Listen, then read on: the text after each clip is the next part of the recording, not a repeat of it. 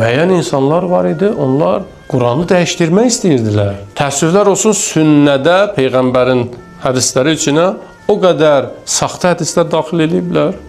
Əhl-i Beytlə bağlı Peyğəmbərimiz nə buyurubsa, onun müqabilində bir saxta hədis uydurublar. Ki, insanları azdırsınlar, başqa istiqamətə yönəltsinlər. Necə Allah müqabilində büt hazırlayıblar, Allahı inkar etmək mümkün deyil. Allah insanın içindədir. Kitayda niyə bütpərəstliyin qarşısını almırlar?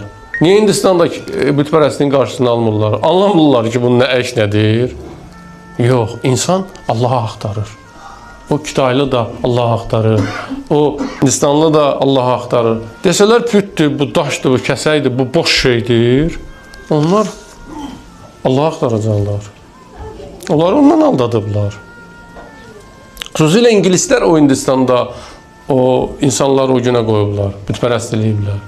Allah müqabilində büt yaradıblar. Peyğəmbərlər müqabilində Peyğəmbərlik iddiasında olanları çıxardıblar. İmamlar müqabilində də uydurma rəhbərlər, xəlifələr uydurublar. Xanım Zəhra müqabilində də digərlərini belə təbliğ eləyirlər. Ki, Xanım Zəhra nümunə kimi insanlar, müsəlmanlar tərəfindən qəbul olunmasın.